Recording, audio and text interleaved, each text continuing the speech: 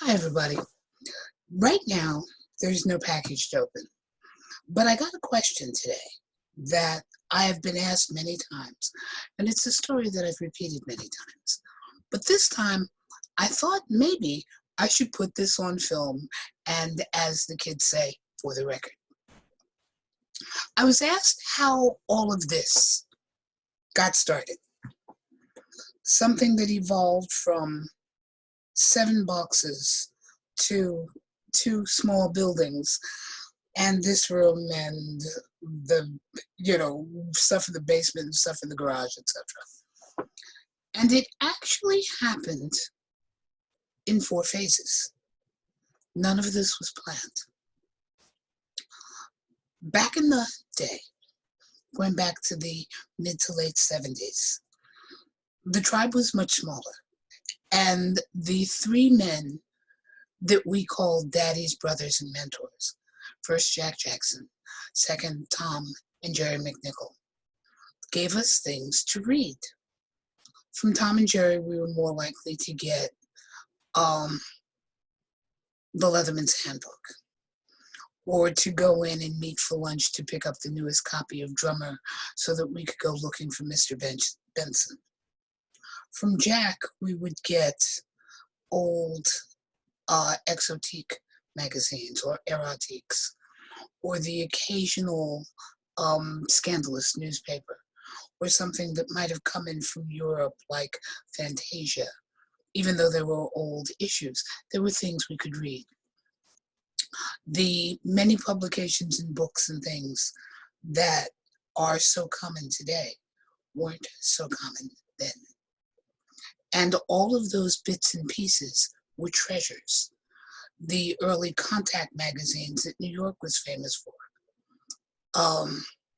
The local publications, what's now called local porn. The books and magazines and things we might have gotten at a wonderful cross-dressing boutique called Lee Brewster's. Things like that were treasures for us. They were also part of our education. A lot of it was meant to be only one-handed reading and then thrown away. But you never know when you want to go back and read it later. So I find myself putting probably half of it away into little boxes because there were things that I wanted to read later. Would that I had the knowledge now that I have way back then. The library would have gotten a whole lot bigger, a whole lot faster. But that's another story. And we saved those bits and pieces. Ultimately, Jill and I moved into our first house in Newark, a place that was called Paradise Island, and there are still stories that are told about that place. A lot of SM movies were shot there. There were a lot of tribal gatherings and parties there. A lot of dominants did their photo shoots there. And that little collection grew because they were always leaving me, or Jill, mostly me, something to read, partially to occupy my time while I was either babysitting a movie crew or as a way of saying thank you for helping out with the party or things like that. And then from that little house in Newark, we moved cross country for Jill's job to California. And 1 or 2 boxes of this stuff that I just hadn't read yet moved with us. Now, from that time in California, when I was fortunate enough to both work in the motion picture industry and serve a couple whose leather SM tribal history went back to for him, the 40s. For her, probably the late 50s to early 60s. And their book collection was incredible.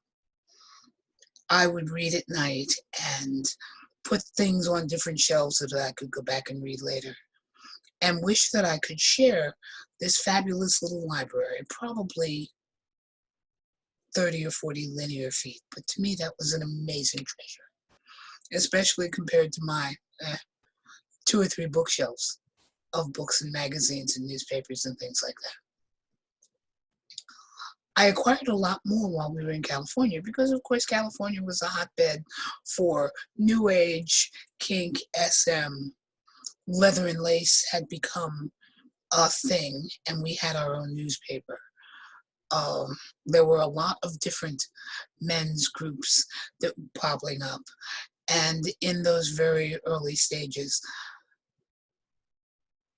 publications of that sort were more than just behind the counter or something you had to go in and whisper and politely ask for. More and more topics, gay, a little fetishistic, but not really kinky, were showing up. And I'd buy them, read them, and put them in these little boxes. Well, Jill and I, by the mid-'80s, had to move again, and this time for corporate job. We moved to the suburb of Tulsa, Oklahoma. And carried with us were 7 boxes of things that I had either saved because I wanted to read again, books, treasures, memories, a few event programs, a few run programs, things like that. Well, the next generation of kinklings was just coming into its own in Oklahoma and looking for mentors and parents. But the plague, AIDS, hit the Midwest after it hit the East and West Coast. And by the 80s, when Jill and I got there, the elder statesmen in Oklahoma had either died or, for the most part, taken their toys and gone home. There were very few out leathermen that you saw for all occasions rather than just the occasional club run or things like big contests or events that were held in the bars. There were only a few that the kids could find. And between Tulsa and Oklahoma City, there was a brand new generation coming out. Well, because of a few events that Jill and I had gone to in Oklahoma City, this new generation realized that they had a set of parents who were a little more open to being called mom and dad. They called Jill dad behind her back. And being open to opening our homes to them, to giving them a place that was safe to come and stay and learn, ask questions, and just hang out. And that those 7 boxes of what was just my old stuff became the history that they were hungry for. This generation of Larry Higgins, Snow, Shadow, who went on to become Ms. Oklahoma, as did Snow, by the way. These kids wanted to know who they were and how they got there.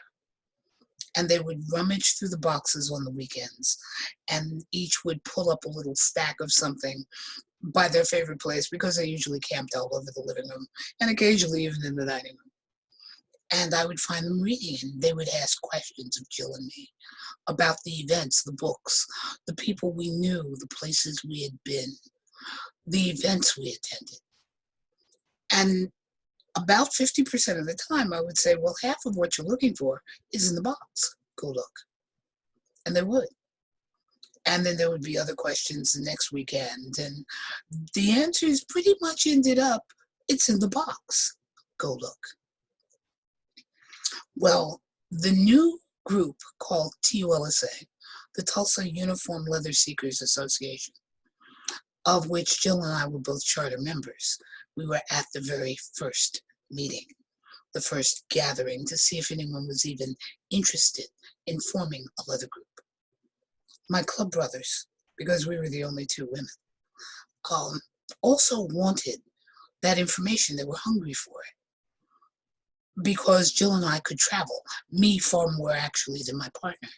So I could go to the events and bring them back souvenirs, bring back 4 or 5 programs, or 3 or 4 t-shirts, or mementos that they probably wouldn't get, because the circuit was some Arkansas, a lot of Dallas, northern Texas, of course, and maybe a few club runs 100 to 150 miles out of the area, but that was about it.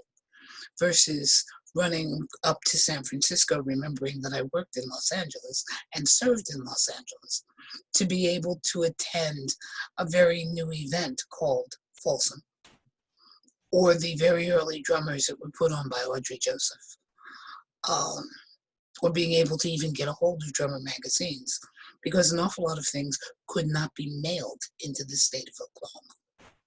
Didn't mean you couldn't have it. It just meant you couldn't mail it. And those 7 boxes began to expand because every time I had to go to work, either I was flying back with a suitcase, which was getting pretty heavy actually, or I was driving back and forth. And I love to drive, as those who know me know. I find it very relaxing. So the idea of being on the road for a day and a half or 2 days, back when cell phones didn't reach everybody,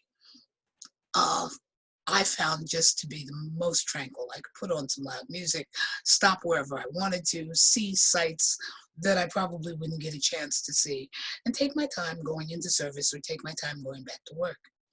But the car that I drove was a '68 Ford Galaxy convertible. And that car had a trunk that you could probably bury or hide a few bodies in, I should say. So whenever I drove back from work, it was always the newest copies of the Leather Journal, 5, 6, or 7. 5 or 6 copies of programs, T-shirts for my club brothers, whatever the new books or magazines were always in the trunk. And the library kept growing, as did the souvenirs for TULSA. And I didn't realize then, because all I wanted to do was provide information for my kinklings and for my club brothers, that what I was doing was amassing a treasure trove of information. It was just something that I did because my club brothers wanted me to, and because my kids, my leather kids, asked me to. So that is the first part of this story. I will resume it at another time, but at least you now know beginnings.